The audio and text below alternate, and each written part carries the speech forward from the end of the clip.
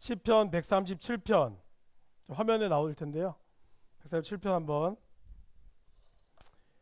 읽어보겠습니다. 네, 보시면 우리가 바벨론의 여러 강변 거기에 앉아서 시온을 기억하며 울었도다.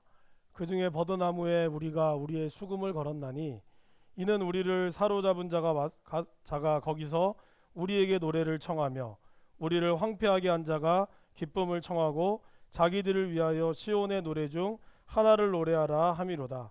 우리가 이방 땅에서 어찌 여호와의 노래를 부를까? 예루살렘아, 내가 너를 잊을진대 내 오른손이 그의 제주를 잊을지로다. 내가 예루살렘을 기억하지 아니하거나 내가 가장 즐거워하는 것보다 더 즐거워하지 아니할진대 내 혀가 내 입천장에 붙을지로다. 여호와여, 예루살렘이 멸망하던 날을 기억하시고 에돔 자손을 치소서. 그들의 말이 헐어버리라 헐어버리라 그 기초까지 헐어버리라 하였나이다. 멸망할 땅 바벨로나, 내가 우리에게 행한 대로 내게 갚는 자가 복이 있으리로다. 내 어린 것들을 바위에 메어치는 자는 복이 있으리로다. 아멘. 자, 저를 따라 해보실까요? Why? 네, 왜 이걸 할까요? 네, 왜 이걸 할까요? 제가 오늘 이 성경 공부 시간에 바벨론 때문에 그렇습니다. 아까 시편 137편을 노래로 하는 거 보셨죠? 네, 저는 예전에 저게 그 코미디에서 나왔잖아요. 다들 이불 개고 밥 먹어. 그래서 그건 줄 알았어요. 그래서 근데 알고 보니까 저게 바벨론 강가에서 포로로 끌려온 사람들이 자기의 신세를 한탄하면서 쓴 시입니다. 그리고 이제 저것과 맞물려서 나온 것이 뭐냐면은 시편 126편이에요. 제가 여기는 기록하지 않았지만 126편에 보면 이렇게 나오죠. 여호와께서 시온의 포로를 돌려보내실 때에 우리는 꿈꾸는 것 같았도다. 이렇게 나와요. 그러니까 137편은 이스라엘 백성들이 포로의 그 바벨론 강가에 앉아서 언제 우리가 해방이 될고 우리가 어떻게 이렇게 어려운 상황 가운데서도 노래를 부를 수 있겠느냐. 우리는 하나님이 필요하다. 여호와여, 우리를 대적하는 자를 치소서라는 그런 간절한 것들을 담은 노래를 보니엠이라고 하는 이 미국 가수가 그 그룹이 좀 즐겁게 불렀죠. 그래서 사실 처음에 이 노래를 이제 잘 해석하지 않고 노래 음만 들었던 사람은 되게 흥이 난다라고 해서 좋아했지만 막상 가사를 보니까 이게 그렇게 흥겨운 가사가 아니에요. 마치 왜 원래 그 뭐죠? 나성에 가면 편지를 써주세요인가? 그것도 사실은 그 나성이 뭐죠, 여러분? LA죠. 그래서 이제 LA로 간 사람에 대한 그리움을 그린 거잖아요. 그 다음에 또 나의 사랑 클레멘타인도 뭔지 아시죠?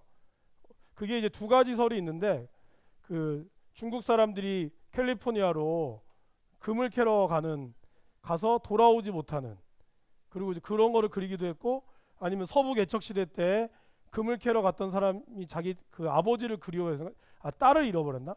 그래서 나오는 것이 나의 사랑 클레멘타인입니다. 뭐 동요라서 굉장히 서정적이지만 그 내용에는 이게 한이 담겨져 있죠. 이처럼 노래에는 한이 담겨져 있고, 그것이 이 시편 137편에 나오고, 그리고 아까 얘기한 대로 126편에서 그들이 시온의 포로로 있다가 돌아왔을 때 우리는 꿈꾸는 것 같았도다라고 하면서 즐거워하고 있는 것을 그린 거죠. 그래서 오늘 저와 여러분들이 함께 나눌 것은 이제 예레미야를 본격적으로 들어가기 전에 마지막 바벨론, 이 예레미야를 공부하면서 우리가 반드시 잊지 말아야 될 두 나라, 지난번까지는 애굽을 했고 오늘은 좀 짧지만 바벨론을 오늘 이 시간에 다 마무리하고 다음 주부터는 예레미야 뒷부분 33장부터 52장까지의 내용을 다루도록 하겠습니다. 뭐 계속 나누겠지만 계속 겹치는 부분이 있을 수밖에 없습니다. 양해하시고 대신에 큰 나라의 흐름들을 잘 보시고, 특별히 이번에 7, 8월에서는 제가 뭐를 관점으로 한다고요? 정치, 그죠? 제가 전문가도 아니고 늘 여러분 죄송하지만 정치의 관점에서 봤을 때 이 시대의 모든 것들이 다 정치로 움직여진다라고 하는 거죠. 우리가 그걸 무시할 수가 없습니다. 그죠?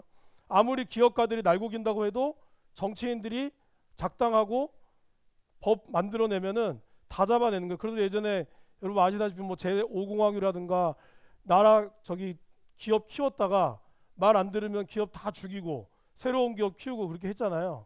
그것이 이제 지금은 글로벌화 되면서 기업을 건드리기가 쉽지 않은 구조가 되긴 했습니다만은, 그럼에도 불구하고 정치에 있어서 기업의 어떤 영향력은 무시할 수 없는 거죠. 그래서 미국은 아예 대놓고 어떤 기업들이 자기는 어느를 지지한다라고 얘기를 하잖아요. 그러니까 기부를 하잖아요. 그래서 민주당을 지지하는 미국의 기업들이 있는 반면 또 공화당을 지지하는 기업들이 있어요. 대표적인 예로 총기를 많이 만드는 나라와 그 주가 어딜까요? 총이랑 자동차 쪽에 있는 디트로이트, 텍사스주. 거기는 어디 편일까요? 공화당 편입니다. 미국에. 왜 그럴까요? 무기를 수출해야 자기들이 살고 있을 수 있기 때문에 트럼프의 그런 정책이 마음에 드는 거죠. 반면에 또 다른 주들은 그런 공화당의 정치를 싫어하죠. 그 이유는 뭘까요? 이게 애매하지만 정치가 싫어서기보다는 자기의 이익이 대변되는 부분이기 때문에 그런 거거든요.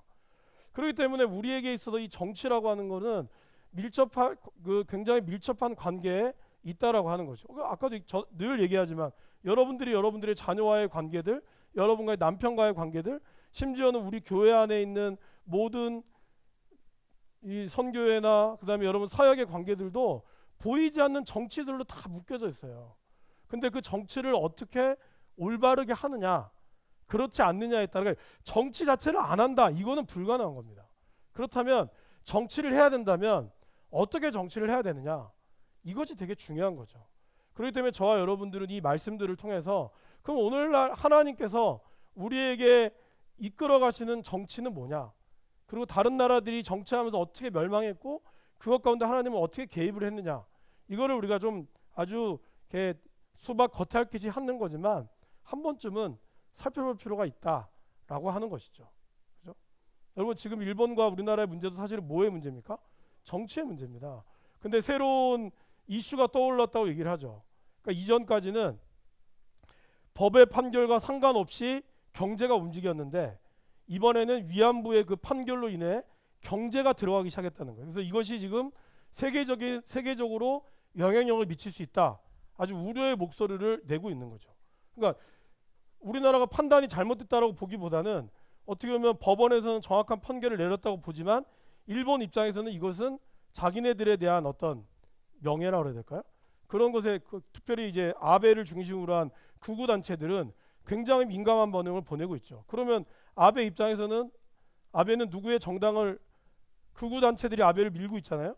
그러면 그 사람의 정치를 대변하지 않으면 안 되는 상황이 되다 보니 화이트 리스트에서 우리나라를 제외시켜 버린 거죠. 그러니까 이것 때문에 우리나라는 또 이것이 질 수가 없다 보니까 이거를 맞물려서 지금 갈 수밖에 없는 거죠. 그러니까 이것이 지금 옳다 그르다는 제가 얘기할 수는 없는 거고, 중요한 건 이 모든 것들이 그냥 단순히 옳고 그름의 문제를 떠나서 다 정치와 연결돼 있다라는 거죠. 그죠? 아마 여러분들 자녀 중에 일본 기업을 다니는 자녀가 있다거나 아니면 여러분들 뭐 사위나 누가 일본과 직접적인 사업을 하고 있는 분이 있다고 하면 아마 문재인 대통령을 엄청 욕할 거예요. 그러나 그렇지 않고 뭐 하다못해 쌍방울 다니시는 분들은 문재인을 지지하겠죠. 왜? 유니클로가 망하면 쌍방울이 잘 될 거 아니에요. 그 신문에 나오더라고요. 그러니까 이게 아무것도 아닌 것 같지만 보이지 않는 이익들이 우리들 가운데 있는 거예요, 여러분. 그죠? 이것 앞에서 우리는 과연 지금 당장에 옷이 잘 팔리냐 안 팔리냐 이걸 떠나서, 그렇다면 믿는 사람들은 제가 얘기하고 싶은 거는 이러한 모습 앞에 어떠한 관점으로 바라보느냐가 중요한 거예요. 그러니까 당장 굶어 죽는 것도 물론 우리의 삶이 중요하지만 그걸 넘어서 하나님, 그러면 보세요. 하나님이 70년 동안 이 바벨론 137편을 보면 너무 슬프잖아요. 운다고 했을 때 그냥 크라이라고 쓰지 않고 영어로 윗이라고 쓴 말을 썼거든요. 윗이라는 단어는 굉장히 뭐라 해야 될까요? 막 비탄할 때 나오는 단어입니다. 그러니까 그냥 헝헝 우는 게 아니라 너무나 억울하고 너무나 슬프고 자기의 신사가 처량해서 쓸 때, 한이 맺힌 노래를 쓸 때 이 윗이라는 단어를 쓴다고요. 아까 웹프트라고 하는 과거를 썼잖아요. 그러면 이제 그 노래는 137편의 노래는 너무 비탄하잖아요. 하나님은 분명히 70년 만에 돌아오겠다고 하는 약속이 있었지만 70년 동안 그 고통을 당해야 되는 바벨론의 포로로 있는 그 사람들의 심정은 그게 쉬운 게 아니라는 거예요. 그죠? 그럼에도 불구하고 하나님은 그 큰 역사 가운데서 70년이라는 시간 동안 하나님은 바벨론의 포로 생활들을 허락하셨다는 거죠. 오늘 우리도 마찬가지로 지금 이것을 통해서 우리나라가 분명히 경제에 악의 영향을 미치는 것도 있고 긍정의 영향을 미치는 것도 있을 거예요. 그러면 이것을 당장에 눈앞에 봤을 때는 문재인 대통령 때려 죽일 사람이다, 아니다, 정말 사람이다 라고 평가가 극광을 달릴 수 있겠지만, 믿는 사람들은 이 관점을 넘어서서 하나님이 이걸 통해서 말씀하시는 것이 무엇인가, 뭐 우리가 정치인도 하는데 뭐가 필요해 할지 모르지만 우리의 기도에 그런 능력이 있는 거거든요. 우리가 그걸 통해서 하나님의 뜻을 아는 것이 되게 중요하다는 겁니다. 그죠? 그것을 위해서 우리는 정치를 한번 보도록 하겠습니다. 자, 제가 여름에는 강아지도 걸리지 않는다는 감기에 걸렸습니다. 양해해 주시고, 네, 혹시 목소리가 좀 거지 같더라도 잘 양해해 주시기를 바라겠습니다. 자, 오늘 첫 번째, 이제 바벨론의 키워드는요, 이데올로기입니다. 근데 더 중요한 교육이에요, 교육. 자, 여러분, 이 바벨론의 가장 큰 특징은 세계 역사, 그러니까 성경의 기록은 굉장히 많음에도 불구하고 세계 역사에는 바벨론이라는 나라가 그렇게 많지가 않아요. 그 이유가 뭘까? 저를 다 같이 따라해 볼까요? 하나, 둘, 셋, why? 네, 그 이유를 이따 살펴볼 거예요. 자, 그 다음에 두 번째, 그러니까 바벨론의 처음 시작은 굉장히 미약했죠. 사실은 바벨론이 언제 됐냐면요, 우리 BC 2000년경, 그러니까 20세기, 지금으로부터 20세기 전에 세워진 나라예요. 그러니까 굉장히 오래 세워진 나라죠. 네? 4000년 전. 네, 뭐 학자들마다 다른데 장로님 말이 맞을 수 있습니다. 그러니까 그만큼 굉장히 오래전 전에 이 바벨론이라는 나라가 세워졌습니다. 그리고 여러분 잘 아시다시피 함무라비 법전 있죠. 함무라비 법전의 대표적인 게 뭘까요? 여러분 너무 잘 아시죠. 성경에도 나오는 거. 눈에는 눈으로, 이에는 이로 갚으라. 이것이 이 함무라비 법전에도 나오죠. 근데 여러분 이 법전에 대한 또 해석을 하면 또 오래 걸리니까, 이런 법전만큼 굉장히, 그러니까 어떻게 보면 그 당시에 굉장히 인격적인 법전을 만들었다는 거죠. 그렇죠? 여러분들이 누군가에게 눈이 찔렸으면 여러분 눈만 찌르시겠어요? 코도 찌르시겠죠. 그 사람의 마음이 그렇잖아요. 내가 100으로 맞았으면 100 그대로 갚을 수 있으세요? 아니죠. 억울해서 200을 때려야죠. 그게 사람 마음이거든요. 근데 함무라비 법전은 이에는 이로, 눈에는 눈으로, 이 말은 네가 당한 대로 똑같이. 그러니까 이거는 굉장히 중요한 겁니다, 여러분. 그러니까 이 사람이 부자든 가난하든지 간에 부자가 가난한 자를 10대 때렸다면 가난한 자가 돈이 없어서 못 때리는 것이 아니라 가난한 자도 부자에게 똑같이 10대를 때릴 수 있는 그런 법을 만드는 거예요. 그러니까 계급사회가 아주 투철했던 이 시대에 이러한 법을 만들었다는 것은 역사상 굉장히 앞서갔던 법이었죠. 그렇죠? 자, 그런 법전도 만들었지만 그 이후에 결국 이 나라가, 애굽도 그랬지만 나라가 멸망한 가장 큰 원인은 이게 아수르의 속국으로 지낼 수밖에 없었던 이유는 분열입니다. 자기 나라들 안에서 있는 끊임없는 분열로 인해서 나중에는 아수르 왕이 내가 너희들 나라를 보호해 줄게 라는 명목으로 해서 아수르의 속국으로 지내는 시간도 있었습니다. 그러다가 어느 날 정신을 차리고 다시 나라의 힘을 키웠을 때 여러분들이 너무나 잘 아시는 아수르 왕 사네립의 피살 사건이 일어납니다. 자, 이것이 이 말씀인데요. 여러분 아시다시피 히스기야에게 쳐들어왔던 사네립 왕이 있었을 때, 그죠? 여호와의 사자가 아수르 진영에서 군사 18만 5천 명을 하루 아침에 다 쳐서 일어나 보니 송장이 되었죠. 그래서 이것이 역사적으로는 패스트에 걸렸다. 그러니까 쥐에 걸려서, 쥐 또는 열병에 걸려서 이 군사들이 다 죽었다라는 역사적 어떤 그 증거들이 나와 있습니다. 그러니까 어쨌든 성경에 이렇게 기록이 되어 있죠. 그래서 하루 아침에 이 거의 아수르의 전병력이 몰살당하다 보니 왕은 도망을 갔지만 37절에 오면은 아라랏 땅으로 그의 신 니스록의 신전에서 왕이 경배할 때 거기 보면 두 신하 아들람멜렉과 사레셀이 그를 칼로 쳐 죽이고 아라랏 땅으로 도망해서 그 아들 에스사라돈이 대신하여 왕이 됩니다. 그리고 아수르는 그 이후로 전멸을 당해요. 어디에게? 바벨론에게. 그리고 아수르는 나라에서 사라집니다. 자, 이 지도를 보시면 여러분 우리가 지난번에는 어디를 했죠? 이집트를 했습니다. 기억나시죠? 지금 여기 사라졌지만 이집트 이쪽 왼쪽에는 다 뭐가 있었습니까? 사막. 그러니까 이집트로 사실 들어올 수 있는 지역은 거의 여기밖에 없었어요. 그러다 보니까 이집트는 상대적으로 어땠다고 말씀드렸죠? 안정적이었다고 그랬습니다. 그죠? 약간 폐쇄적이기도 하고. 그러니까 그 당시에 뭐 배가 발전하지 않다 보니까 배로 들어올 위협도 별로 없었고, 그리고 여기 옆에 있는 사막 근처에는 뭐 나라도 아예 없었고, 그리고 이집트는 풍부한 나일강을 중심으로 해서 왕조를 세웠기 때문에 비교적 굉장히 안정적인 나라일 수밖에 없었다는 거죠. 그런데 상대적으로 이 바벨론 나라 보세요. 바벨로니아가 이렇게 큰 땅을 차지했지만 처음부터 바벨론이 이렇게 차지한 건 아니거든요. 여기 보시면 바벨론이라고 하는 나라가 있습니다. 그죠? 그 다음 위에가 아수르입니다. 이 바벨론과 아수르 주변에 엄청나게 많은 도시들이 있죠. 이 도시들이 다 하나의 조그만 부족과 나라를 이루었다고요. 그러다 보니까 이들은 어땠을까요? 치열한 싸움들을 할 수밖에 없었죠.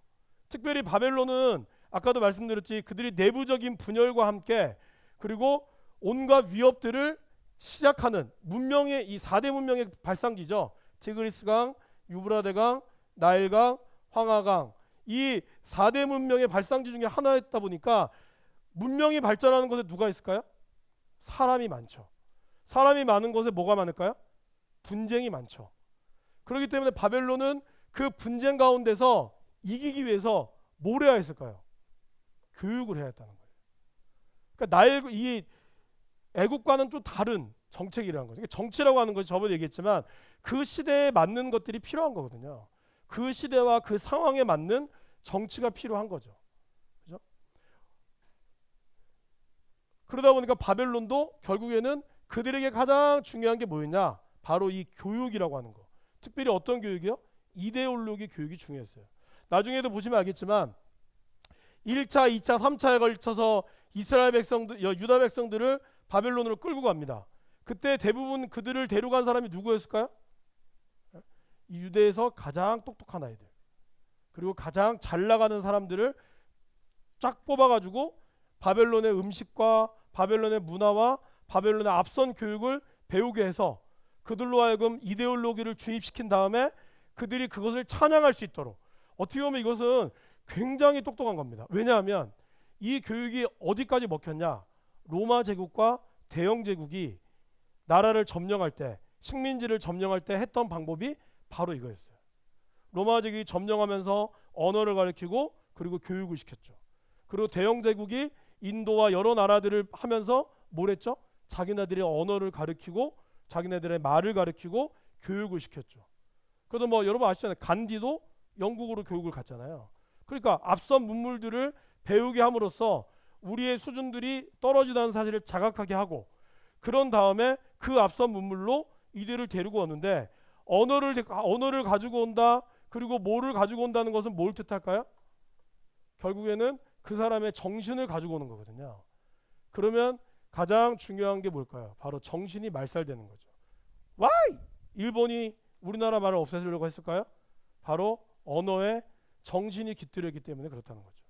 그래서 얼마 전에 이제 올해인가요? 작년인가요? 했던 영화 기억나십니까? 말모이라고 하는 영화 아세요? 이 국어 편찬을 위해서, 실화죠, 실화. 국어 편찬을 위해서 그 우리나라에 있는 각 지역에 있는 방언들을, 그런 말들을 모아서 사전을 만들려고 했잖아요. 그거를 일본이 강력하게 막으려고 했죠. 거기 보면은 그 말이 나와요. 말은 우리 시대의 정신이다라는 말이 나와요. 제가 굉장히 감명을 받았습니다. 말을 잃어버린다는 것은 정신을 잃어버리는 거죠. 그러니까 아이들에게 영어를 잘 가르치는 건 되게 중요하지만, 그러나 우리의 말을 모르는 순간 안 되는 거예요. 여러분 되게 아이러니한 거는, 어제 우리 조영희 목사님이랑 그런 얘기도 했는데, 지금 미국에서는 처음에 초창기에 이제 부모들이 미국에 가서는 아이들에게 한국말을 안 가르쳤대요. 오로지 영어만 가르친 거예요. 왜? 거기 살아야 되니까. 근데 지금은 한국 교회마다 한글 교실이 있다는 거예요. 이유가 뭘까요? 미국 기업에서 한인 사람들이 아무리 영어를 잘해도 한국말을 못하면 안 쓴다는 거예요. 아이러니하죠. 한국말을 할 줄 알아야 여러 가지 분쟁 가운데서 이용할 수 있다는 거예요. 그러니까 아무리 이 사람이 미국에서 태어났고 미국 시민권을 가지고 있어도 너희 부모가 한국 사람이자면 한국말을 못하는 거에 대해서 그들이 물어본다는 거예요. Why? 왜 한국말 못하냐고. 그래서 지금 미국은 다시 교회마다 한글 교실을 연다고 그러죠. 근데 되게 재밌는 사실은 우리 베트남어도 토요일마다 성경 저기 말씀을 가르치거든요. 우리 원단도의 목사님이. 근데 그 엄마들이 베트남 엄마들이 원단도의 목사님에게 뭘 요구하는지 아세요? 우리 아이들에게 베트남어를 가르쳐 달라고 그래요. 한글을 가르쳐 달라 하지 않고. 어제 놀랬어요. 근데 그 어머니의 제가 어머니 말을 직접 들은 건 아니고 원단도의 목사님 통해 들은 거는 우리 애가 우리 언어를 잊어버리면 안 된다고 생각하는 거예요. 네? 굉장히 앞선 거죠, 여러분. 영어 가르치려고 애들 다 미국 유학 보낼 때 그러나 깨어 있는 사람들은 그렇게 하지 않는다는 거예요. 그죠? 이것이 되게 중요한 겁니다, 여러분. 결국 이 바벨론의 이 정책 아주 무서운 정책. 사실은 이들은 막 아수르는 강력한 통치를 했거든요. 완전히 막 포로를 끌고 와서 잡아 죽이고 능욕하고 이랬는데 바벨론은 그러지 않았어요. 여러분 아시잖아요. 다니엘과 세 친구들이 갔을 때 어떻게 하죠?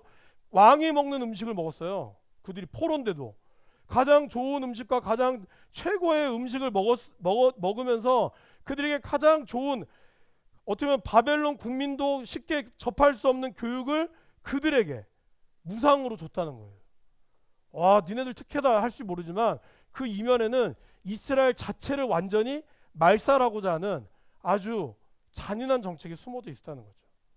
이 정치가 바로 바벨론의 정치라는 겁니다.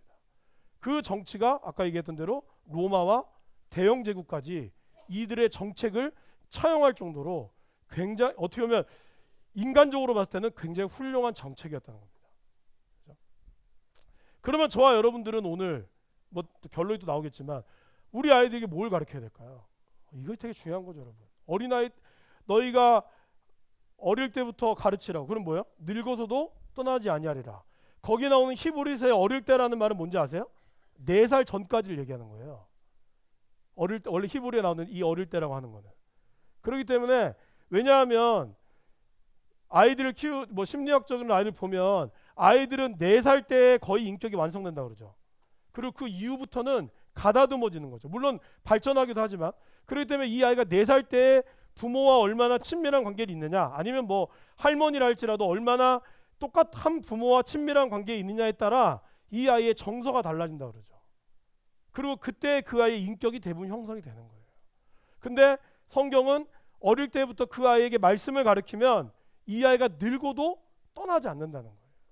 그러니까 지금 우리가 여러분들이 손주들에게 여러분들이 여러분 자녀들 뭘 가르쳐야 한다고 가르쳐야 될까요? 이게 되게 중요한 거예요. 그거를 놓치고 다른 것들을 자꾸 중요시하니까 교회를 다니지만 아이들이 교회만 다니는 거지 그리스도인이 되지 않는 거예요. 하나님의 말씀은 언제나 분명하거든요. 자, 두 번째 보겠습니다. 그래서 이러한 바벨론이 처음에는 미약했지만 그러다가 이 아수르 왕의 죽음으로 인해 급부상합니다. 자, 그렇다면 이 바벨론의 관계는 두 번째 관계는 과연 이스라엘과 유다와 동반자일까요? 아니면은 경쟁자일까요? 여기서 우리가 대표적으로 알 수 있는 것이 바로 이 이사야 38장 말씀 있죠. 여러분 아시다시피 히스기야 왕이 죽을 뻔한 병에 걸렸습니다. 근데 그때 극적으로 살아나게 되죠. 그리고 그는 살아남은 거를 하나님께 기도합니다. 그리고 나서 여러분 잘 아시는 것처럼 히스기야가 병들었다 나았다함을 듣고 히스기야에게 글과 예물을 보내요. 누가요? 어떤 왕이요? 그죠? 무로닥 여기 나와 있죠? 답이. 네. 무로닥 발라닥 왕이 자신의 친필 서한과 선물을 직접 가지고 방문을 합니다. 자, 같이 해보실까요? 하나, 둘, 셋. 네. 왜 방문했을까요, 여러분? 네. 왜 방문했을까요? 네. 그렇죠. 아주 정확하게 얘기했습니다. 그냥 뭐 이렇게 났으니까 그 얘기 듣고 정탐하려고 했을까요? 아니죠. 여러분 지금 바벨론이 이때가 어떨 때냐면은 히스기야와를 물리치려고 했던 사네립이 실패하고 사네립이 암살당하고 아수르가 약간 약해져 있을 때쯤에 무로닥 발라닥이 이끄는 이 바벨론이 딱 올라갔던 그 시기예요. 그렇다면 무로닥 발라단이 생각하기에 도대체 이 이스라엘이란 나라가 어떤 나라이기에 아수르를 물리쳤을까? 그러던 차에 히스기야 왕이 죽을 뻔한 병에서 나았다는 얘기를 듣고 옳다구나 라고 해서 사신을 파견한 거죠. 근데 그냥 파견했는지 안 파견했는지는 나중에 이 말씀을 보면 아는 거죠. 그죠? 이사야가 이르되 그들이 왕의 궁전에서 무엇을 보았나이까? 히스기야가 대답하되 그들이 내 궁전에 있는 것을 다 보았나이다. 내 창고에 있는 것으로 보이지 아니한 보물이 하나도 없나이다 하니라. 그때 이사야가 히스기야에게 이르되 왕은 만군의 여호와의 말씀을 들으소서. 보라, 나를 이르니 내 집에 있는 모든 소유와 내 조상들이 오늘까지 쌓아둔 것이 모두 바벨론으로 옮긴 바 되고 남을 것이 없으리라. 여호와의 말이니라. 또 내게서 태어날 자손 중에서 몇이 사로잡혀 바벨론 왕궁에 환관이 되리라 하셨나이다 하니 히스기야가 이스기야에게 이르되 당신이 이른 바 여호와의 말씀이 좋소이다 하고 또 이르되 내 생전에는 평안과 견고함이 있으리로다 하니라. 무슨 생각을 이렇게 했는지 모르겠어요. 히스기야 왕이. 어쨌든 히스기야 왕은 결정적인 실수를 하게 되는 거죠.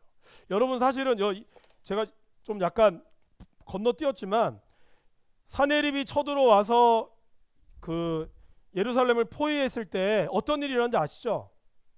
그래서 그들이 뭐라고 얘기하죠? 그들이 히브리 말로 이야기합니다. 히브리 말로.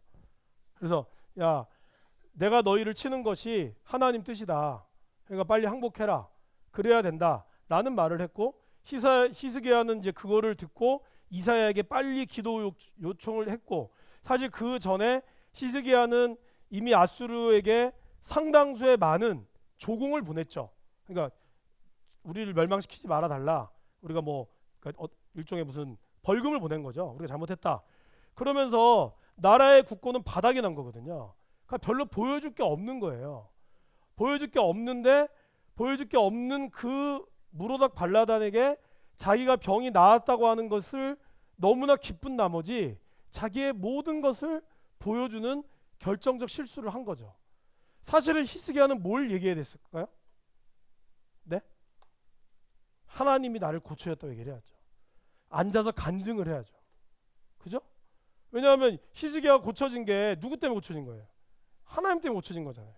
그럼 간증을 하긴 했겠죠. 뭐 그냥 제가 기도를 열심히 했더니 하나님이 고쳐줬습니다. 이건 잠깐 했을 거고 자기에 있는 궁전의 모든 곳간의 열쇠들을 다 보여준 거죠. 여러분들 누구에게 다 보여줍니까? 집안의 재물을 안 보여주죠. 안 보여줍니다, 여러분.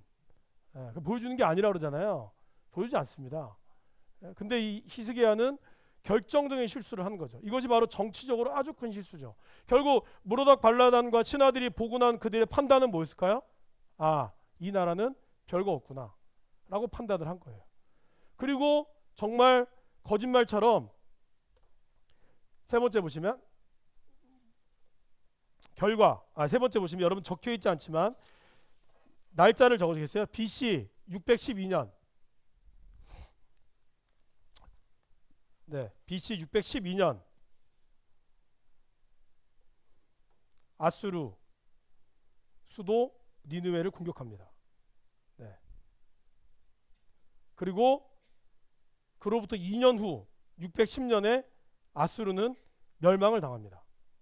네, 그냥 기억만 하시면 돼요. 나중에 또 한번 볼 겁니다.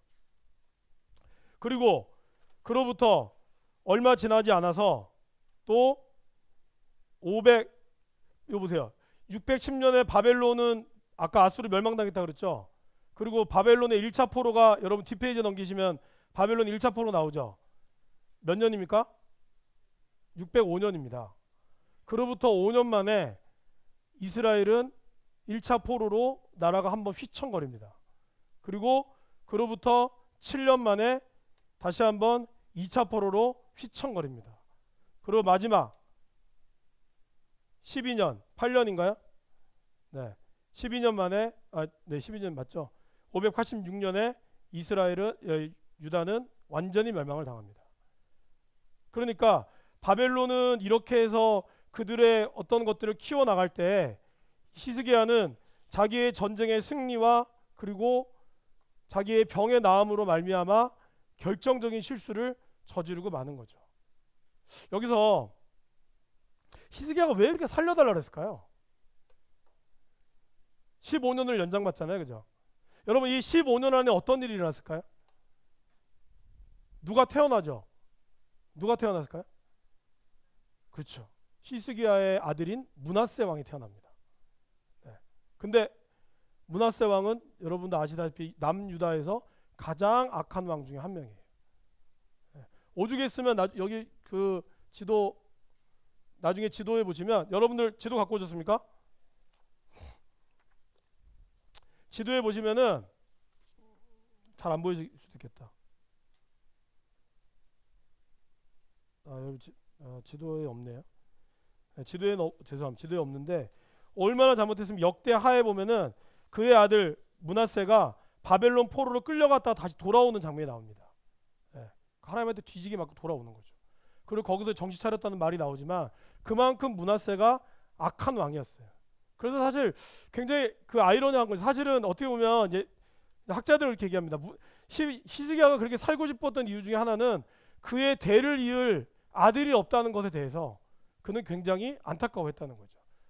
그래서 만약에 그가 죽고 나면 앞으로 이 나라는 어찌 될꼬 라고 하는 그의 어찌 보면 아버지로서 당연한 마음이었지만 결국 그 바램 속에 태어났던 아들 므낫세는 아버지와 정반대의 길을 걸어가는 그런 비극의 역사를 맞이했고, 요시야를 평가할 때 요시야가 너무나 훌륭한 왕이었지만 그의 그 아버지 므낫세 때문에 유다는 멸망당할 것이다 라고 평가를 받을 수밖에 없을 정도로 요시야가 했던 모든 의로운 정치들이 그의 아버지 므낫세의 그 죄로 인해서 다 상세가 되어버릴 수밖에 없는 그러한 악한 왕을 낳을 수밖에 없다는 거죠. 그렇죠? 이러한 이 어려움들이 이 바벨론과 동반자냐, 어떻게 보면 동반자이면서도 사실은 실제로는 경쟁자였던 관계였던 거죠.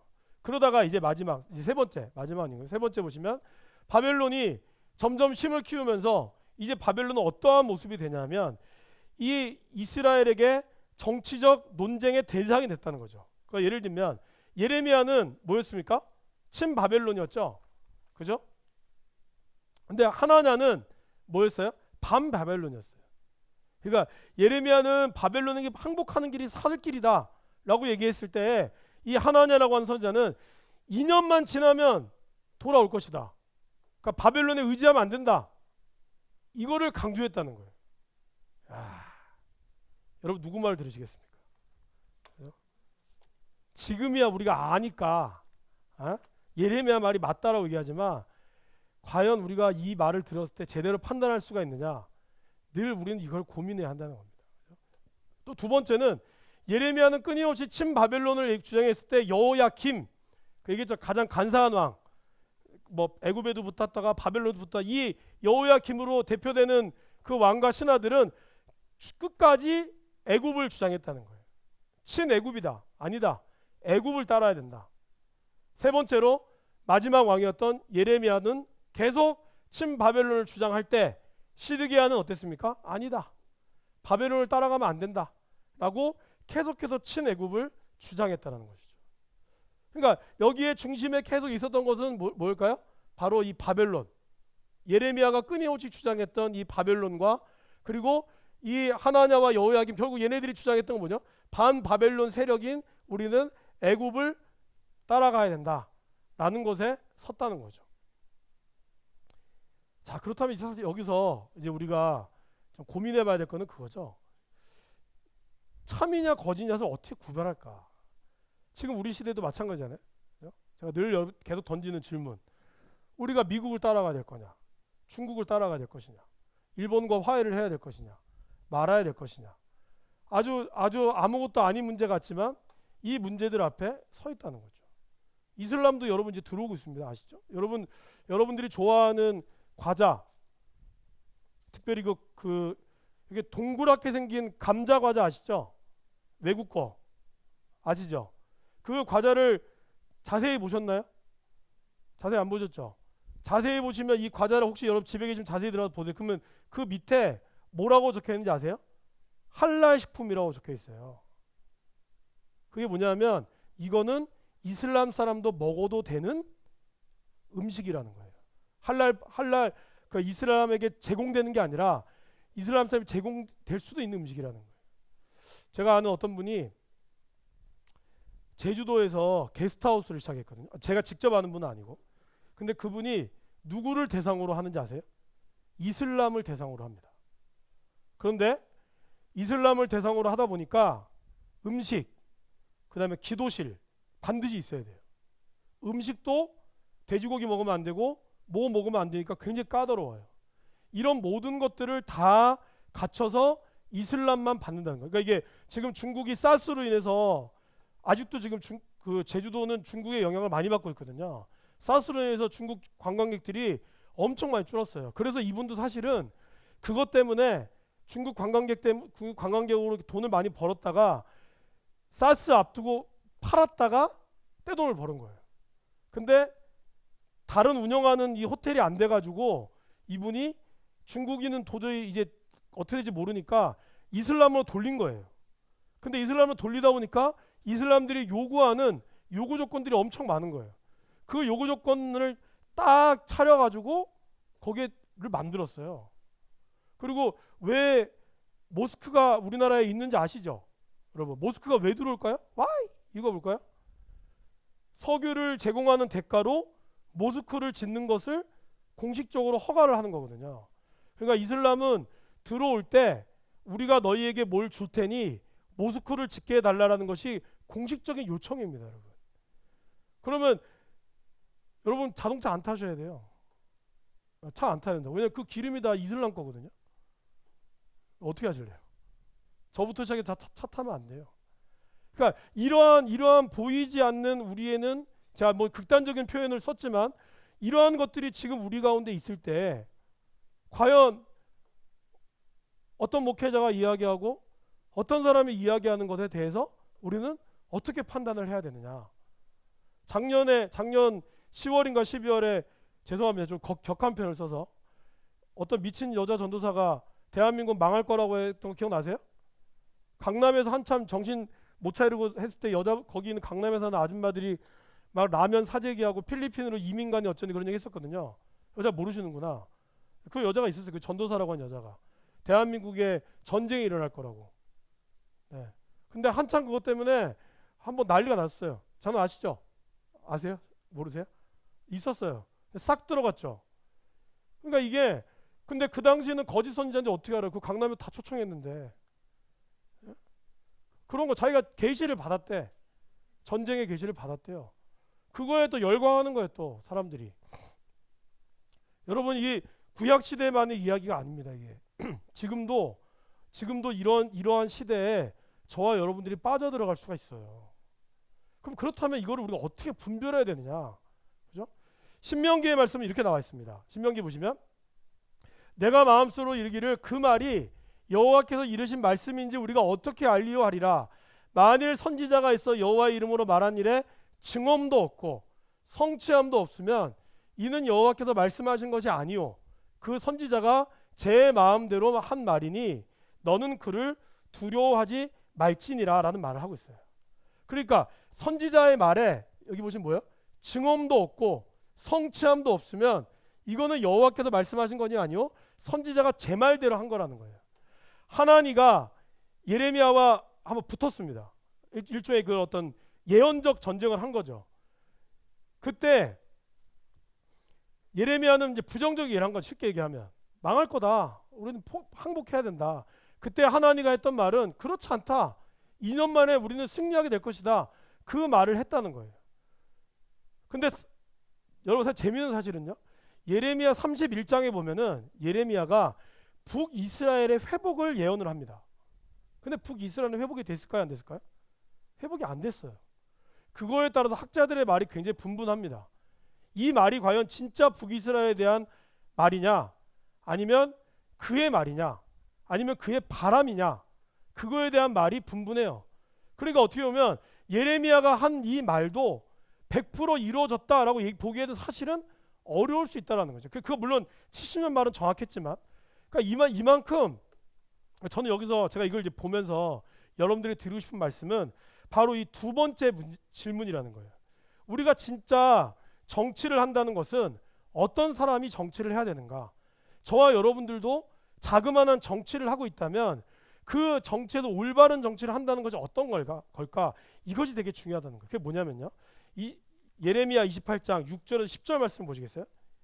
예레미야 28장 6절에서 10절.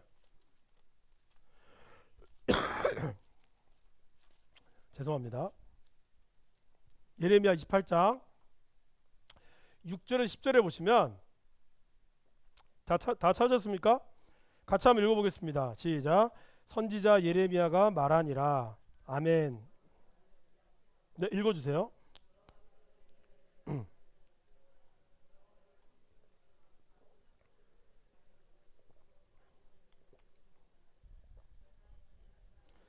내가 내 귀와 모든 백성의 귀에 이르는 내 이 말을 잘 들으라. 나와 너 이전의 선지자들이 예로부터 많은 땅들과 큰 나라들에 대하여 전쟁과 재앙과 전염병을 예언하였느니라.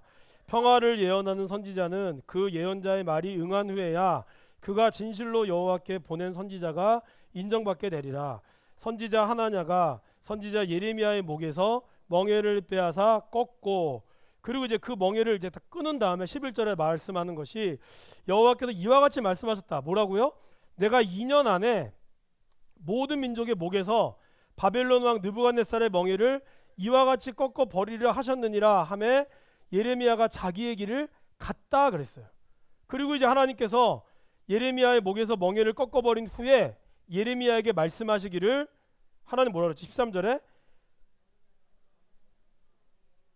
여호와의 말씀에 내가 나무 멍에들을 꺾었으나 그 대신 쇠의 멍에를 만들 거고, 16절 그러므로 여호와께서 이와 같이 말씀하시되 내가 너를 지면에서 제하리니 내가 여호와께 패역한 말을 하였음이라.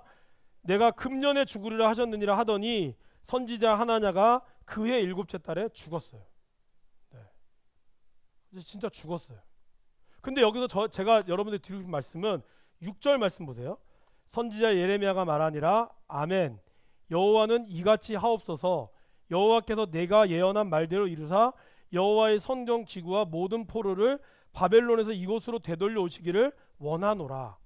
그러니까 보세요. 예레미야가 원했던 거는, 예레미야는 뭘 예언했죠? 70년 만에 돌아올 것이다를 예언했어요. 그러니까 70년 동안은 우리가 망할 거고 그리고 돌아올 거를 예언했는데, 하나냐는 뭘 예언했어요? 아니다. 2년 만에 회복될 것이다. 그리고 멍에를 빼앗아 가지고 멍에를 부러뜨리면서 이렇게 하나님이 2년 안에 부러뜨릴 거다 얘기했어요. 누구 말이 더 속 시원하죠? 하나님 말이 속 시원하죠. 솔직히 여러분 괜히 말씀 읽어서 예레미야 편들지 말고. 그렇잖아요. 하나님 말이 속 시원하지 않아요? 여기 지금 앞에서 제가 인상 쓰면서 우리 70년 만에 죽어요 이런 안 하고 어떤 분이 와가지고 할 수 있습니다 할렐루야 팍 끊어버리면서 이렇게 될 줄 믿습니다 이러면 다 아멘 안 하겠어요? 근데 그때 예레미야의 반응이, 하나냐가 이렇게 얘기했을 때 당신은 저주를 받으리라는 반응을 하지 않았다는 거예요. 6절에 뭐라고요? 아멘. 나도 그렇게 되기를 원한다 라는 게 예레미야의 반응이었다는 거예요. 여러분 진짜 정치인은 이런 사람이 되어야 한다는 거죠. 야당이나 여당이나 다 나라를 생각하는 마음이 똑같겠죠. 어떤 것이 맞는지는 다릅니다. 그분이 살아온 환경과 정당에 따라 다르긴 하지만 중요한 건 뭡니까? 나라가 잘 되기 위한 방법을 간구하는 정당의 싸움이기 때문에 그 싸움이 좋아 보이는 건데, 지금 왜 국민들이 욕을 합니까? 나라를 위한 것이라고 생각하지만 실제로는 자기네들 정당의 이익만 대변하고 자기네들에게 편드는 사람만 대변하는, 그러니까 우리 흔히 하는 말로 퍼퓰리즘, 인기를 끌기 위해서 하는 정책이다 보니 백성들의 대다수가 어떤 당들은 싫어하고 어떤 당들은 미워하는 거예요. 그리고 그 당이 생각이 아무리 옳아도 저 당이기 때문에 무조건 안 돼 라고 얘기하는 것이 진짜 정치인이 아니라는 거죠. 교회 안에서도 마찬가지라는 겁니다. 나라는 생각이 틀릴 수 있죠. 왜 똑같다고 보십니까 여러분? 100명 중에 51명만 내 편이면 되는 거예요. 어차피 100명이 다 내 편 될 수 없습니다. 절대로. 근데 내 편이 아닌 사람들은 저 사람이 기도한 모든 것조차 다 멸시해버리고 만다는 거죠. 그러면 우리는 진짜 신앙인으로 설 수가 없다는 거죠. 저 사람이 생각하는 것도 맞고, 그리고 내가 틀린 것도 인정할 줄 아는 그 사람이 진짜 정치를 해야 한다는 거예요. 너는 내 말대로 안 됐으니까 너는 그대로 뭐 망할 거야. 잘 봐. 그러면서 그 사람을 정치적으로 배제시켜버리고 죽여버리려고 하는 이 모든 일들이 지금 우리 사회에서 일어나고 있고, 때로는 교회 안에서도 일어나고 있다는 거예요. 그 사람은 마치 이단처럼, 여러분 그 이단이라고 보기 어렵습니다. 그죠? 모든 것이 다 옳은 건 아닌 거. 아까 얘기했잖아요. 제가 아까 서두에 그 말을 드린 이유가 거기 있습니다. 예레미야가 31장에 북이스라엘 회복을 예언했지만 사실은 예레미야는 그거를 예언한 것이 실패했어요. 그리고 여러분 보세요. 예레미야가 자기의 예언이 맞았다고 해서 좋아했습니까? 좋아하지 않았죠. 그가 좋아했다면은 예레미야 애가를 썼겠습니까? 그는 70년 만에 나라가 멸망할 거다라는 예언을 썼지만 정말 멸망했을 때 봐라 내가 진짜 선지자다 이렇게 얘기하지 않았다는 거예요. 오히려 어떻게 했어요? 진짜 망한 거에 대해서 너무 답답해했다는 거예요. 내가 이렇게 얘기했지만 진짜 망하게 하면 어떡하냐고. 그러니까 예레미야는 정말 나라를 생각하는 마음이지만 하나님의 뜻을 대변하기 위해서 그는 어쩔 수 없이 전해야 되는 마음이었다는 거죠.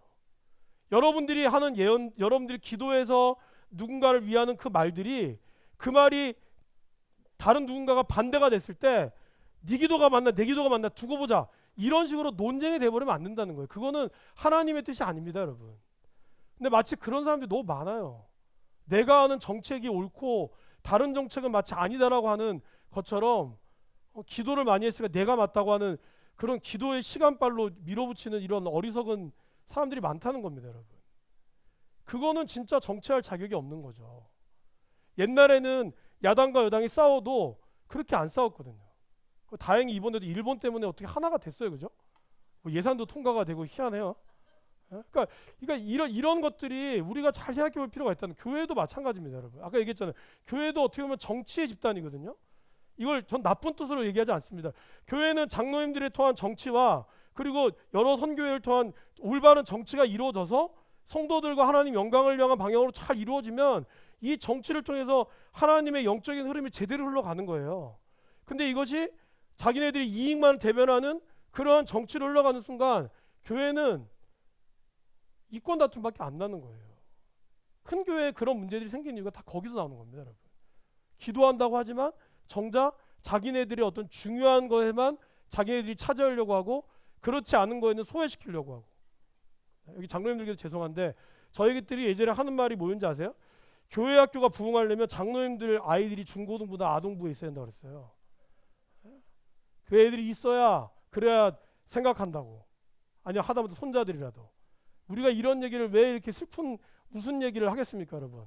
그게 지금 보여주는 현실일 수 있다라는 거예요. 뭐가 하나님이 정말 말씀하시는 것이 뭔가가 중요한 거잖아요.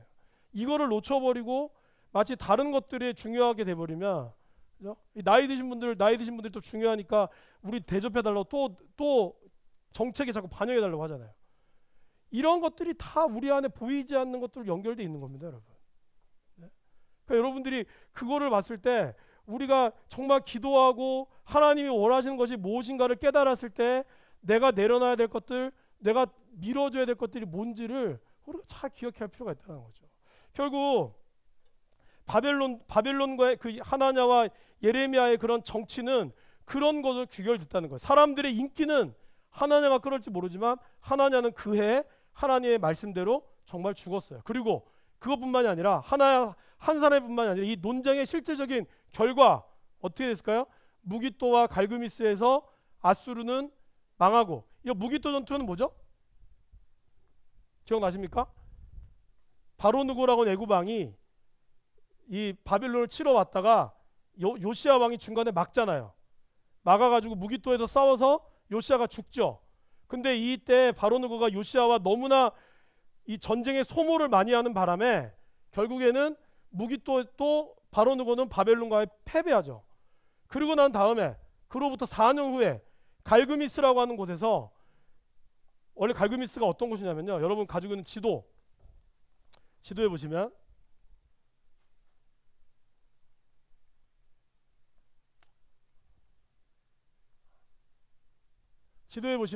여기 있죠. 여기가 갈그미스입니다. 이쪽. 여기 갈그미스 보이시나요? 네. 그러니까 여기 여러분들 가지고 있는 위쪽에 보시면은 그 길리기아 빨간색의 갈그미스라고 보이십니까?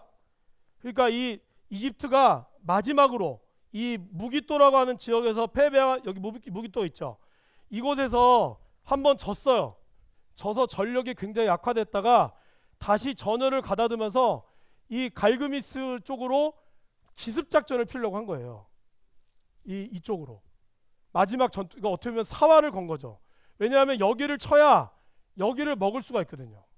그래서 기습작전을 폈는데 그거를 바벨론이 알아버렸어요. 알아버리고 갈그미스로 여기에 있는 병력들을 집결해서 여기서 갈그미스에서 대승을 이꿉니다. 그리고 그로 인해서 애굽은 초토화 당합니다. 거의 멸망 지경까지 가요. 그리고 이 전투로 인해서 보세요. 갈그미스 전투가 몇 년도라고 돼 있죠, 여러분? 605년이라고 돼 있죠. 바벨론 1차 포로가 몇 년이에요? 뒷페이지 넘겨보세요. 바벨론 1차 포로가 몇 년이에요? 605년이죠. 보세요. 갈그미스에서 전쟁에서 승리한 이 바벨로니아가 그대로 파죽지세로 밀고 내려와서 여기에 있는 1차 포로들을 다 데려갑니다. 자, 그리고 결국 이 정치라 참 늘 말씀드리지만 쉽지가 않습니다. 어떤 것이 맞는지를. 지금도 마찬가지입니다. 그렇기 때문에 저와 여러분들은, 믿는 사람들은 이 칼바르트의 말처럼 여러분들 정말 이 나라를 사랑하신다면 이 신문도 좀 보시고, 칼바르트는 그렇거든요. 한쪽엔 성경, 한쪽엔 신문을 들고 보라고. 그러니까 말씀을 통해 하나님의 말씀을 듣고 그 다음에 신문을 통해 세상을 바라볼 줄 알아야 된다고. 어떻게 보면 뭐 우리 모두가 정치인이 될 필요는 없지만, 그러나 이 시대를 제대로 알기 위해서는 그렇게 볼 줄 아는 것도 필요한 거죠. 그러니까 어떻게 보면 이 시대의 흐름은 이미 바벨로니아로 넘어갈 수밖에 없는 시대의 흐름이었어요. 그거를 이스라엘 백성들은 읽지 못했던 거죠. 하나님은 그 시대의 흐름을 알고 계셨기에 예레미야를 통해서 끊임없이 바벨론이라는 나라들을 항복하라고 얘기를 했던 거죠. 그렇다면 하나님은 바벨론이라는 나라를 통해서 도대체 뭘 원하셨을까? 네 번째의 제목이 뭐예요? 하나님의 비전 속에 움직인 나라랍니다. 하박국 선지자가 던졌던 질문이 뭡니까, 여러분? 하나님, 갈대아인이 왜 우리나라를 이렇게 멸망시키게 놔둡니까? 쟤네들은 하나님도 안 믿는 민족인데 우리는 그래도 하나님을 믿는 민족이지 않습니까? 근데 어떻게 하나도 안 믿는 민족이 우리나라 와서 치게 냅둡니까? 그때 하나님이 하박국에 했던 말씀이 뭐죠? 의인은 그의 믿음으로 말미암아 살리라 그랬어요. 실제로 이걸 보겠습니다, 여러분. 1차 포로에 끌려간 사람이 누구죠? 여기 이제 다니엘서 보면 다니엘이 나오겠죠, 당연히. 다니엘, 하나냐, 미사엘, 아사랴, 대표적인 인물이 1차 포로를 끌려갔어요.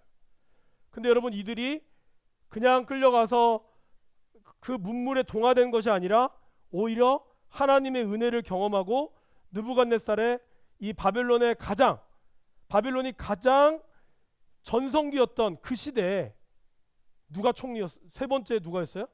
다니엘이 느부갓네살 옆에 있었다는 거예요. 그리고 그의 꿈을 해석하고, 그리고 그 가장 강력했던 나라에서 하나님은 다니엘을 통해서 이 나라의 멸망을 하나님 보게 했다는 거예요. 그죠? 그러니까 아까 하박국 말씀처럼 비록 여러분들이 마찬가지입니다. 비록 우리나라 그렇게 된다는 게 아니라, 비록 나라가 어렵고 힘들다 할지라도 의인은 하나님이 그 믿음으로 인해서 살려준다라는 거예요. 이렇게 위기의 순간 가운데서 하나님은 믿음이 좋은 이들을 예배해 놓고 세워주고 있다는 거죠. 두 번째, 2차 포로를 끌려간 사람은 누굽니까? 여호야긴과 에스겔 선지자, 그리고 1만여 명의 유능한 기술자들을 끌고 갑니다. 그 다음에 셋째로 3차로 바벨론 이제 멸망당했을 때 어떻게 끌고 갔을까요? 시드기야와 항복한 자. 근데 여러분, 그 성경에 안 나와 있는데요, 이 18개월 동안 원래 예루살렘 성이 굉장히 견고하거든요. 그래서 함부로 뚫을 수가 없어요. 그래서 시드기야가 예루살렘 성을 얼마 만에 함락했는지 아세요? 18개월 만에 함락합니다. 1년 6개월 만에. 그러니까 얼마나 열받았겠어요. 그죠? 한 번에 함락하면은 좋은데 18개월 동안 진짜 이 숫자 그대로, 그죠? 욕이 나오겠죠. 그러니까 그 개월 동안 하고 나서 보니까 너무 열받은 거예요. 근데 예루살렘에 딱 도착해서 보니 시드기야가 없어요. 시드기야가 비밀 통로로 도망갔어요. 근데 이 비밀 통로를 누가 가르쳐 줬을까요? 시드기야 신하가 가르쳐 줬어요. 네, 그래서 여리고 평원에서 시드기야를 잡았습니다. 잡고 어떻게 했는지 아시죠? 성경 보겠지만 자기 보는 앞에서 아들들을 죽이고 시드기야의 두 눈을 뽑아서 포로로 가져갑니다. 네, 그러니까 아마 그 왕이 엄청 열받았는가 봐요, 진짜. 끝까지 항복하지 않았기 때문에. 자, 그렇습니다. 누가 볼 때는 시드기야 왕이 정말 끝까지 나라를 지키기 위해서 지조를 지켰다 얘기할지 모르지만요, 그렇게 안 했습니다, 여러분. 안 했어요. 예레미야가 예레미야를 마지막으로 찾은 적이 있었습니다. 어떻게 되느냐? 그때 예레미야가 한 말이 있었어요. 항복해라. 그리고 지금 이 유다에 있는 노예로 풀려 있는 사람들 다 풀어줘라. 그랬거든요. 시드기야가 그렇게 약속을 했어요. 내가 그래 노예로 풀어줄게. 그렇게 약속해놓고 그 다음날 그래서 일주일인가 후에 다시 약속을 철회해버려요. 그러니까 시드기야가 훌륭한 왕이 절대로 아니었다는 걸 여러분에게 말씀드리는 거예요.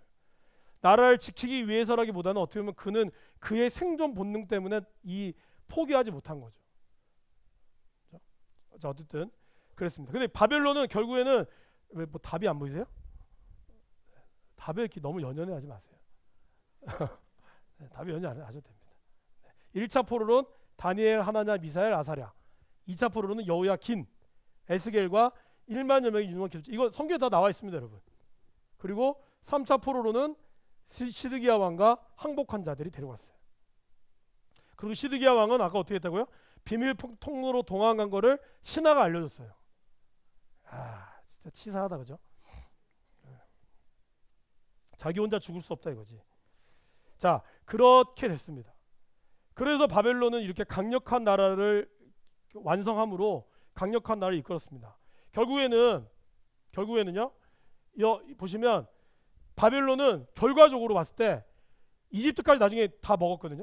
그게 결과적으로 메소포타미아 문명과 그 다음에 가나안 땅 그리고 나일강의 모든 문명을 함께 먹는 대제국을 이끌었습니다. 그런데 제가 바벨론 5번째 뭐라고 나와 있습니까? 가장 짧게 통치한 제국이에요. 제국을 그러니까 나라 자체는 아까 뭐 우리 장로님 얘기했던 4,000년 전부터 세워진 나라지만 실제로 제국이라고 하는 엄청나게 큰 땅을 통치한 나라들 치고는 그의 통치의 기간은 70년밖에 안 됐어요. 어쩌면 그러기 때문에 바벨론이라고 하는 이 나라가 굉장히 성경에는 많이 나오지만 역사에는 그렇게 기록이 되지 않았다는 거죠. 그죠? 제국이 가장 짧고요. 그러나 포로의 기억은 계속해서 남게 되죠. 그래서 시편 137편이 나오고, 여러분 아시다시피 요한계시록에 나오는 사단을 얘기할 때 어디를 꼭 얘기하죠? 바벨론을 얘기하거든요. 그러니까 그게 뭐 원래 로마를 대놓고 얘기할 수 없으니까 바벨론이라고 얘기하지만, 어떻게 보면 바벨론이라고 하는 거는 그 당시 이스라엘 사람들의 기억 속에는 우리를 핍박하고 압박했던 자들에 대한 기억이 있는 거죠. 그죠? 요한계시록은 뭐 나중에 혹시 여러분 성경 볼 기회가 있을지 모르겠지만 요한계시록은 대부분이 다 뭡니까? 흔히 얘기하는 암호로 쓰여진 거거든요. 그러니까 그 당시 사람들은 암호라는 걸 알 수 있는 거예요. 그러니까 여러분들도 여러분들끼리 쓰는 암호들이 있죠. 뭐 혹시 친한 분들은 뭐 예를 들면 이런 고려대학교를 상징하는 게 뭐죠? 호랑이거든요. 아남골 호랑이. 그리고 연세대학교를 상징하는 게 뭘까요? 독수리거든요. 그죠? 학교도 안 나오시는데 잘 아시네. 그죠? 그러면 얘기할 때 죄송합니다. 나오셨어요? 네. 얘기할 때 우리가 어떻게 해야죠? 그러니까 그냥 뭐 고대, 연대 이렇게 하지 않고 다니는 학생들끼리는 뭐냐면은 야 호랑이랑 독수리랑 붙는다 이렇게 얘기할 수 있다는 거예요. 근데 그거를 모르는 사람들은 뭔 얘기인지 몰라요. 그러나 거기 있는 사람들은 아는 거죠. 요한계시록이 어려운 이유는 1세기에 있었던 그 시대에 그 사람들이 썼던 용어들 쓰다 보니까 모르는 거예요. 짐승의 숫자니 바벨론이니 바벨론이 진짜 바벨론인가? 망했는데? 이렇게 나오지만 그 당시 사람들은 그걸 안다는 거죠. 그러니까 그런 차원에서 요한계시록을 봐야지 뭐 너무 뭐 666이 어쩌 이렇게 보면은 굉장히 어렵다는 겁니다. 그래서 사실 요한계시록이 함부로 해석을 안 하는 겁니다. 자, 이건 좀 열외로 넘어가고요. 자, 이제 마무리를 하도록 할까요? 제가 여러분들 나눠준 프린트물 쭉 보시면은 그죠? 18개월 만에 예루살렘 성전을 함락을 합니다. 아까 말씀드렸죠. 그 와중에 느부갓네살과 다니엘이 꿈을 꾸죠. 2장, 4장, 7장, 8장에 걸쳐서. 그리고 아까 얘기했던 멸망을 담은 시 예레미야 애가와 시편 137편을 기록합니다. 느부갓네살 왕 이후에 바벨론의 왕들이 나옵니다. 근데 보시면 보세요. 느부갓네살 굉장히 강력했거든요. 근데 그 다음에 나왔던 왕 마르둑, 예레미야 52장 31절에는 에월 무로닥이라고 하는 왕이고요. 그 다음에 네리 글리살, 르바시 마르둑이라고 하는 이 세 명의 왕은 살해를 당합니다. 그리고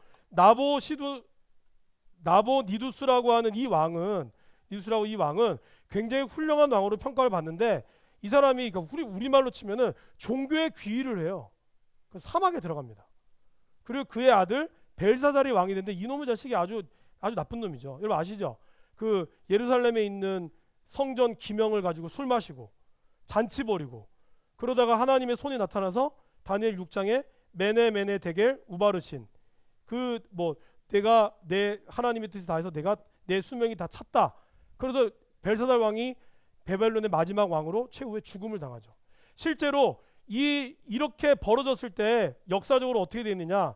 마침 축제일이었고 그 시각에 한창 춤추고 노래 부르고 있는 와중에 겨우 진상을 알게 됐는데 그게 어떠냐면요. 워낙 나라가 방대했기 때문에 사실 바벨론 외곽 지역에서는 그때 반란이 일어났고 적들이 쳐들어오고 있었다는 거예요. 근데 뭐 인터넷이 발전하지 않고 이게 뭐 전령들이 제대로 안 타 보니까 소식이 늦어진 거예요. 그러니까 마치 우리나라가 임진왜란이 터졌을 때 선조대왕이 술 마시고 놀고 있었잖아요. 그러다 나중에 알았잖아요. 그런 거랑 비슷한 거죠. 이렇게 정신 못 차리고 있다가 이 바벨론은 망했죠. 결론. 네 번째 보시면 인간의 정치는 하나님의 정치 앞에 무기력하다는 겁니다. 아까도 얘기했지만 바벨론의 정치는 다니엘과 세 친구로 대변되는 교육의 정치였고 이데올로기의 정치였지만 하나님은 그걸 통해서 이스라엘 백성들을 어떻게 만들었을까요? 바벨론 안에서 처음으로 회당이라고 하는 시나고그라고 하는 회당 교육이 시작했습니다. 그리고 거기에서 나온 것이 뭘까요? 바로 랍비와 그리고 여러분들이 아시는 성경이 이때 처음으로 나온 거예요. 네. 성경이 이때부터 필사가 되기 시작했고 역사가 기록되기 시작한 거예요. 그러니까 그들은 이데올로기를 가르치려고 했지만 사실은 하나님은 다니엘과 같은 사람들과 느헤미야나 이런 보이지 않는 손길들을 통해서 하나님의 말씀이 계속해서 사라지지 않도록 그들을 교육시켰다는 거죠. 결국 바벨론은 그렇게 한순간에 무너질 수밖에 없었다는 겁니다. 그래서 우리의 결론은 뭘까요? 첫 번째, 말씀이 우선이라는 거죠. 다른 어떤 것보다 아이들이나 뿐만 아니라 저와 여러분들도 하나님 말씀이 우선이고, 두 번째는 성령이 하나 되게 하신 것을 우리는 힘써 지켜야 한다는 거죠. 교회든 사회든 어떻게 하나가 될 것인가를 되게 중요한 거죠. 여러분 항상 기억해요. 사단의 원래 본질은 뭐죠? 사단은 광명한 천사고 거짓말이고 늘 언제나 분열의 신이거든요. 사단은 어떠한 형태로든지 분열시키려는 게 사단의 전략이에요. 특별히 교회는 더 그렇겠죠. 이럴 때 우리가 에베소서 4장 3절의 말씀처럼 성령이 하나 되게 하신 것을 힘써 지키라는 거. 뭘로요? 평안에 매는 줄로. 그러려면 우리의 정치가 필요한 건데 그러게 여기 적지 않지만 세 번째 뭐가 중요할까요? 교만하지 않아야 한다는 거예요. 교만은 멸망의 지름길이라는 거죠. 예레미야 50장 29절에 보면 바벨론의 멸망에 대해서 딱 이렇게 얘기합니다. 예레미야 50장 29절 제가 읽겠습니다. 활 쏘는 자를 바벨론에 소집하라. 활을 당기는 자여 그 사면으로 진을 쳐서 피하는 자가 없게 하라. 그가 일한 대로 갚고 그가 행한 대로 그에게 갚으라. 그가 이스라엘의 거룩한 자 여호와를 향하여 교만하였습니다. 결국 바벨론의 멸망의 핵심은 교만 때문이었다는 거예요. 그리고 잠언 13장 10절 교만에서는 다툼만 일어날 뿐이라 권면을 듣는 자는 지혜가 있느니라. 그리고 마지막으로 잠언 16장 18절 교만은 패왕의 선봉이요 거만한 마음은 넘어짐의 앞잡이니라 라고 얘기하고 있다는 거죠. 결국 이스라엘의 멸망의 이스라엘 멸망도 그랬고요. 바벨론의 멸망도 교만이었다는 거예요. 자기가 잘 나갈 때 하나가 됐을 때 그럴 때 자기의 힘으로 자기들이 하는 것이 최고라고 생각하고 그들은 은근히 자기네들의 신들 사실은 아시다시피 벨, 느보라고 하는 제가 여기 쓰지 않았지만 일부러 엄청난 우상들이 이 바벨론에 가득했거든요. 그들은 최고의 학문을 가지면서도 엄청나게 큰 우상들을 지어서 섬기게 했다는 거죠. 그 교만함들이 그들을 넘어뜨렸다는 겁니다. 저와 여러분들 마찬가지입니다. 우리가 우리의 가족과 우리의 교회의 공동체 안에 우리를 넘어뜨리게 하는 건 뭘까요? 딱 보면 교만이에요. 교만. 혼자 잘난 척하는 사람들이 그 사람 때문에 그 공동체가 망하는 겁니다. 자기 혼자 잘났다고 자기 말이 맞다고 했던 그 사람 때문에 망하는 거예요. 그 교만함이 사라지지 않는 한 이 나라뿐만 아니라 모두가 마찬가지라는 거죠. 이걸 우리가 잊지 마시고 다음 주부터는 이제 본격적으로 예레미야 33장부터 52장까지의 내용들을 다시 한번 살펴보면서 이 중복되는 내용도 꽤 많은데요. 말씀을 한번 쭉쭉 들어가면서 하나님께서 말씀하시는 것들을 살펴보도록 하겠습니다. 기도하겠습니다. 사랑과 은혜가 많으신 아버지 하나님, 하나님께서 우리를 향한 이 귀한 말씀들을 우리가 잘 듣게 하여 주시고 하나님의 뜻이 우리 가운데 세워져 나가는 그런 역사들이 있게 하여 주시옵소서.